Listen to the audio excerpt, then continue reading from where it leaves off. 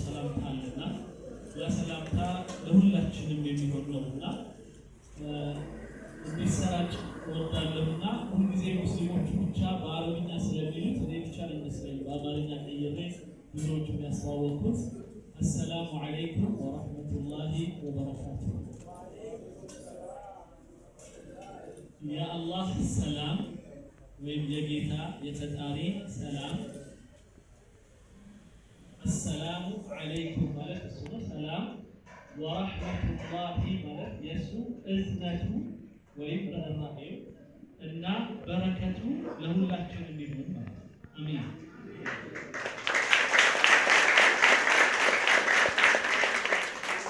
በእውነቱ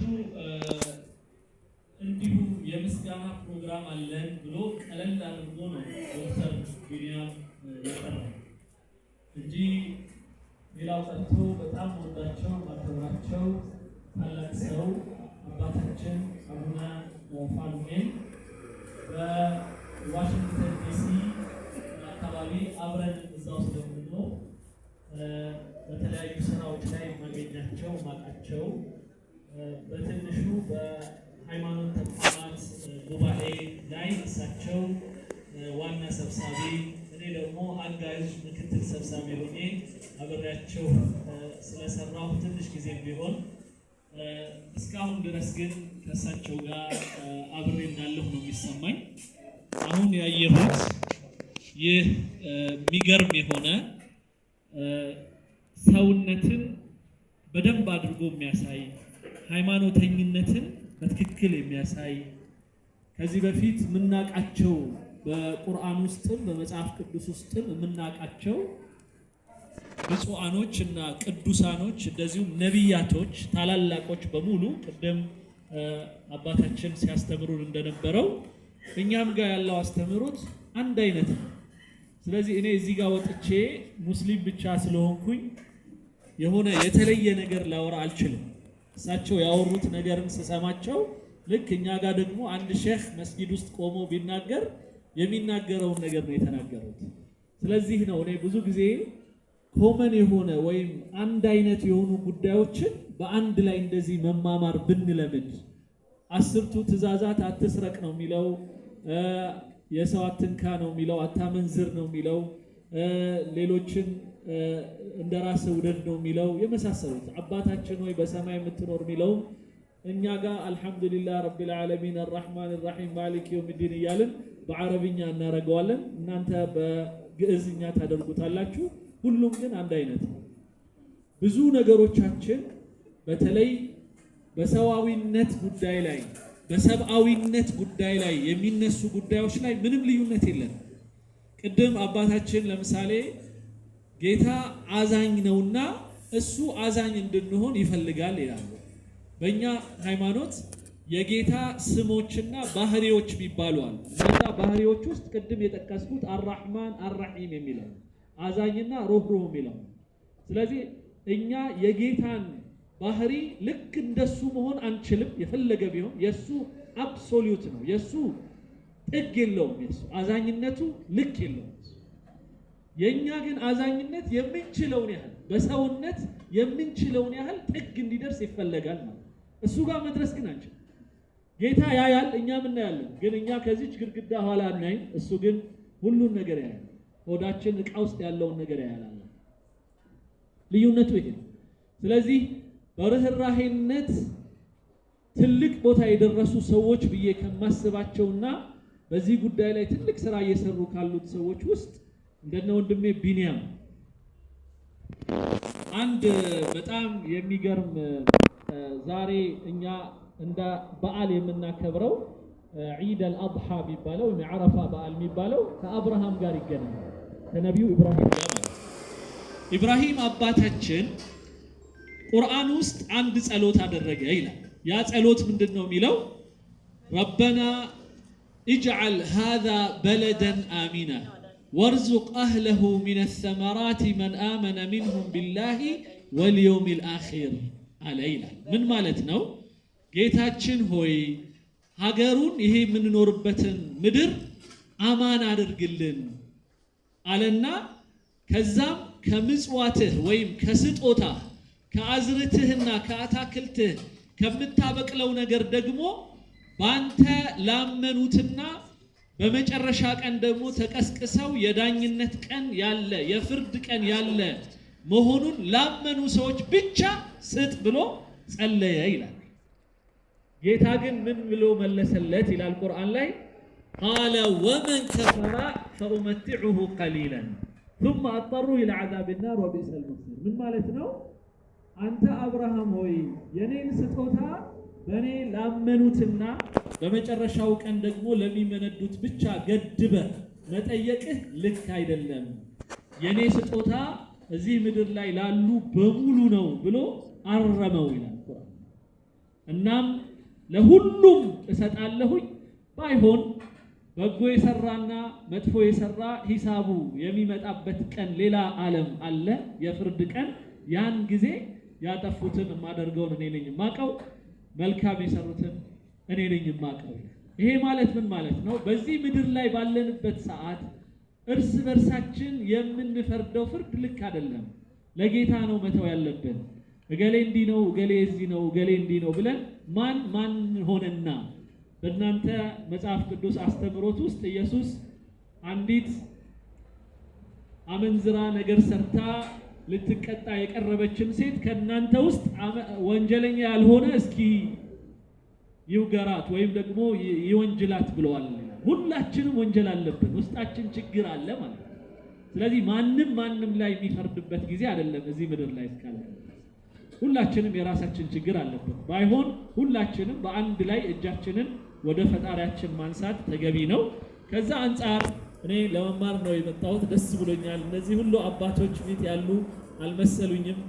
ዛሬ ደስተኛ ነኝ እናንተን ስላገኘሁኝ።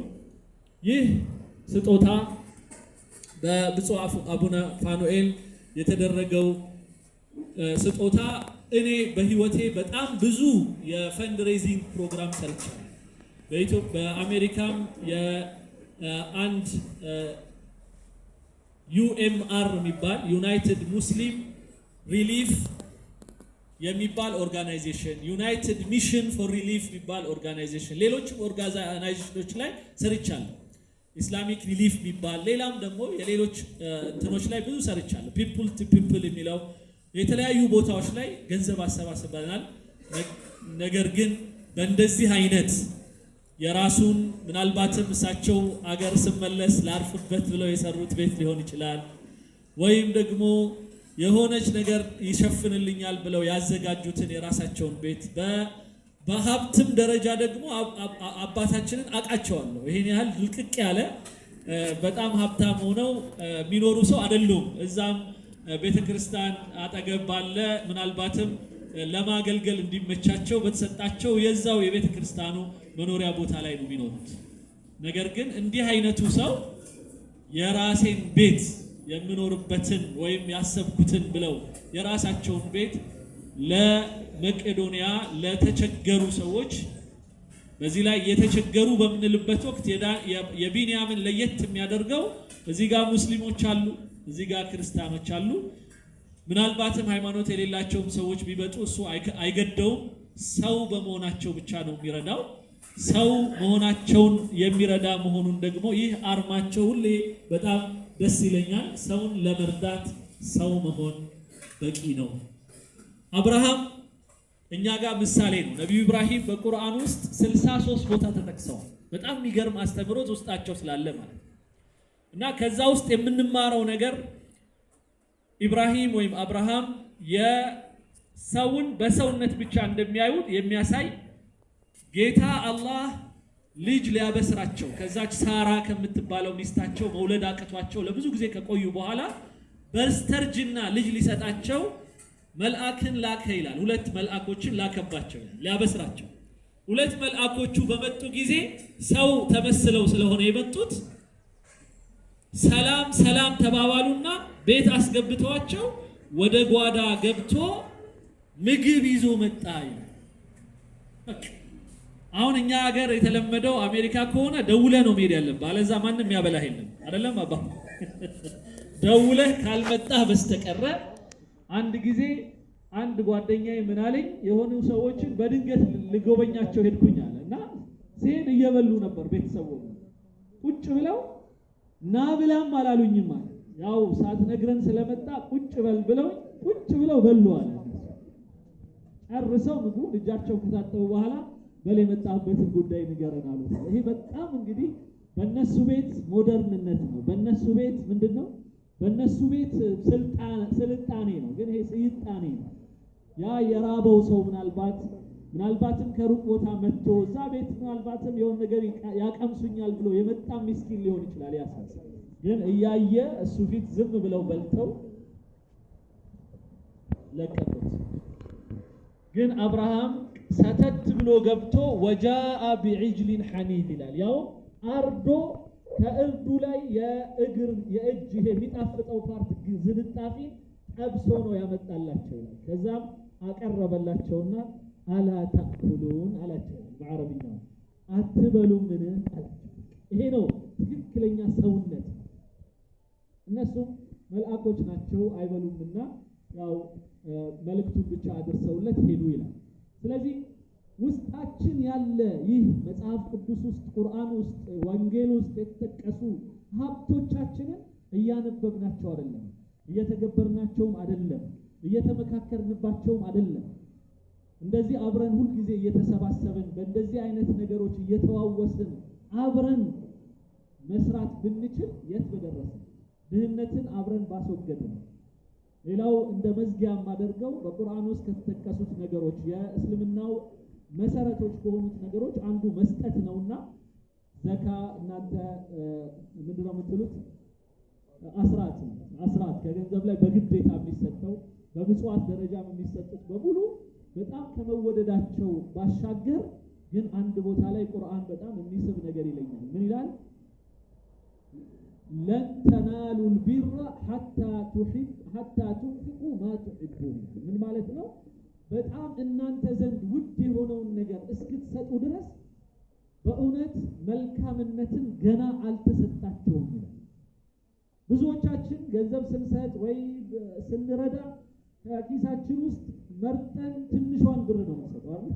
ትንሿን ብር ያይና 200 ብር አሁን እዚህ ትልቁ 200 ብር ብቻ ነው ያለው አይደል? ቀጥሎ ስንት ነው ያለው? 100 ቀጥሎስ 50 ቀጥሎስ ታውቃታላችሁ ወደ 10 ቀጥሎስ 5 ከዛ የለም አይደል? ባለብረቱ አድርገውብናል። እሱ እንዳንይዘው ኪሳችን እንዳይቀድብን አንይዘው አይደል? ስለዚህ እንደምንም ብለን ኪሳችንን ከከፈትነው በኋላ የምንፈልጋት 5 ብር ናት። 1 ብር ካለ ደግሞ በድፍን እሷ ናት አይደል? አንድ ጊዜ ይባላል 1 ብርና 100 ብር በፊት እንግዲህ 1 ብርና 100 ብር እያለ ማለት ነው። አሁን ደግሞ 200 ብር አድርጉትና ክርክር ያዘዋል። ከዛ 1 ብር ምን ይለዋል? 100 ብር ምን ይለዋል? ወይም 200 ብር ምን ይለዋል?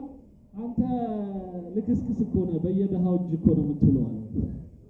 እኛ ግን የምንውለው ሸራተን ነው። እኛ የምንውለው ትልልቅ ቦታ ነው የምንውለው። ዳንስ ቤት ነው የሚውለው። እስክስታ ላለችው ሴት የሚለጥፈው 200 ብር አያጣም።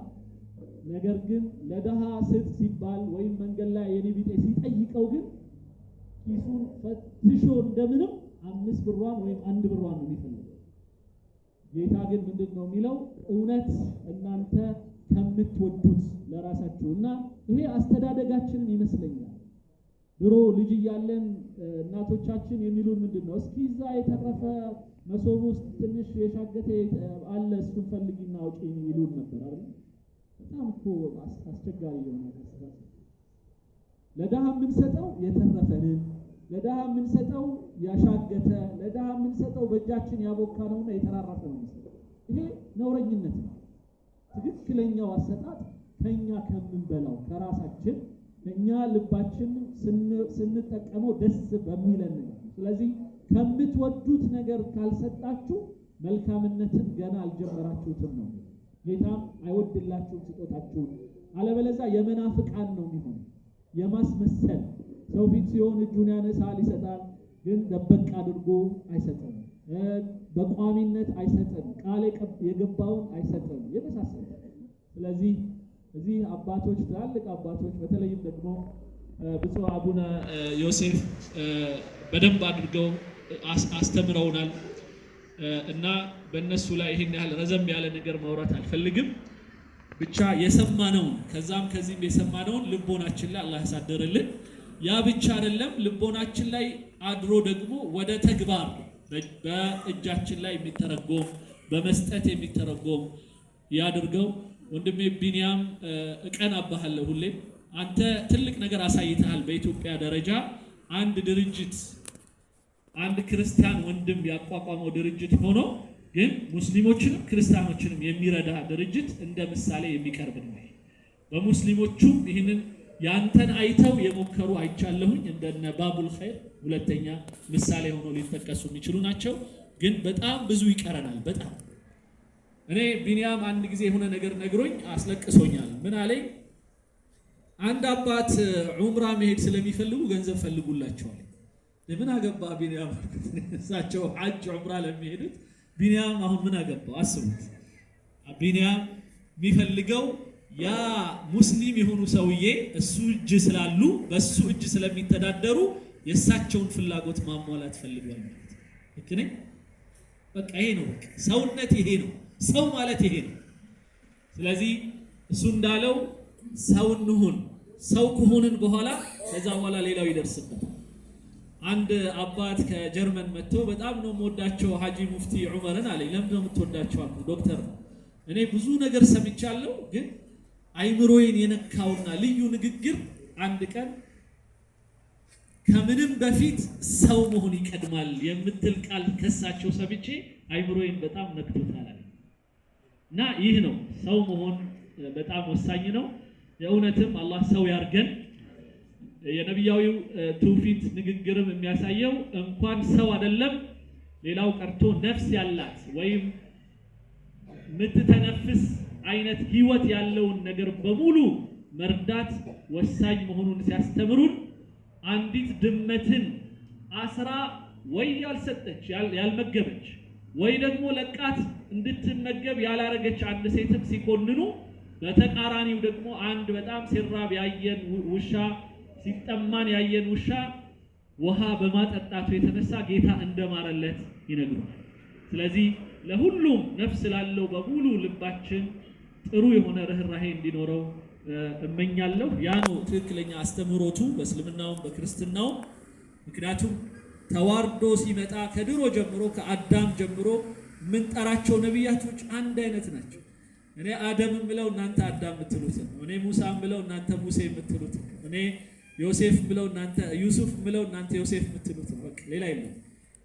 ኢየሱስ እኛ ዒሳ የምንለው የተለያዩ ሐሳቦች ልዩነቶች ቢኖሩም ነገር ግን ብዙ ግን አንድ የሚያደርጉንና በተለይ ደግሞ በዚህ አይነቱ ጉዳይ ላይ በጣም አንድነታችን በጣም የጎላ ነውና ያንን ጠብቀን እንስራበት። ቢኒ ኢንሻአላህ ከጎንህ ነን ምንጊዜም።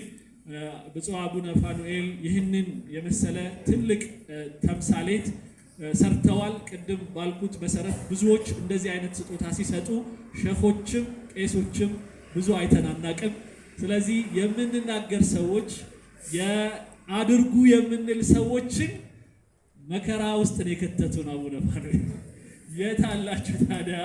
እና ውድድሩን በጣም አክብደውብናል። እንግዲህ ጌታ ይቀበላቸው አቡነ ፋኑኤልን እና ጥሩ ተምሳሌትነት ነው ይሄና ብዙዎች የምንማርበት ነው። በተረፈ የተማርነውን ኢንሻአላህ ለመተግበር ሁላችንም ዝግጁ እንሁን። ቢኒያም እዚህ ቦታ ላይ ባልመጠንም ከነዚህ ትላልቅ ሰዎች ጋራ ጋብዘኸኛል፣ አመሰግናለሁ። አባያችንን የምንገድበውና የአባይ መገደብ በጣም እኔ የሚያሳስበኝ አንዱ ይሄ ድህነታችንን እንድንወጣ ይሄ ከዚህ ድህነታችን እንድንወጣ ነው እና ልክ እንደ ምጽዋት እንደምሰራ ነው የሚሰማኝ። ምክንያቱም ብዙ እህቶችን ካደኩበት ቤት ውስጥ ሳይቀር ብዙ እህቶቻችን ወደ ሳውዲ ሄደዋል፣ ወደ ዱባይ ሄደዋል። ግማሾቹ ታሞ መጥተዋል። ሙቀቱን እንኳን ሳይችሉት ቀርተው ታሞ መጥተዋል። ግማሾቹ ከፎቅ ላይ በንዴት ወይም ደግሞ ተወርውረው ሞተው ሰምተናል። ተሰባብረው የመጡ አሉ። ብዙ ህይወታቸው የጠፋ ብዙ አሉ። ስለዚህ ያንን ያንን አይቼ ስላደኩኝ ነው ከዚህ በኋላ የስደት ዓለም መብቃት አለበት። ከዚህ በኋላ ድህነት ነው እንደዚህ የሚያጣላን። አንዳንዴ ሰዎች ሽፍታ ሆነው ጦር ይዘው ምናምን አንዳንዴ ሲጨናነቁ የምናየው አሁንም ዞሮ ዞሮ የሪሶርስ ችግር ነው፣ የድህነት ችግር ነው እንጂ ድህነት ባይኖር ማንም ሰው በዚህ አይነቱ ጉዳይ ውስጥ ሲሳተፍ አናይም፣ ሲሰርቅ አናይም። እዚህ ጋር ትላንትና አንድ ሰው ሰርቆኛል እኔን በእቃ ልሸጥ ነው ብሎ ኦንላይን ማለት ነው። እሺ ብዬ ከፈልኩት፣ በቃ ጠፋ፣ ስልኩን አጠፋ። እና ይሄ ሰው የሰረቀኝ ለምንድን ነው? ድሃ ስለሆነ ነው እንጂ ሀብታም ቢሆን ኖሮ ከኔ ከድሃው አይሰርቅም። በተረፈ ሁላችንንም ድህነትን ከተዋጋን፣ ድህነትን ካጠፋን በዛው ሁሉ ነገር ይስተካከላል ብዬ አምናለሁኝ። በተረፈ ስላዳመጣችሁኝ በጣም አመሰግናለሁኝ። ወሰላሙ አለይኩም ወራህመቱላሂ ወበረካቱ። የአላህ ሰላም እዝነቱ ወይም ርህራሄውና በረከቱ ለሁላችሁም ቢሆን።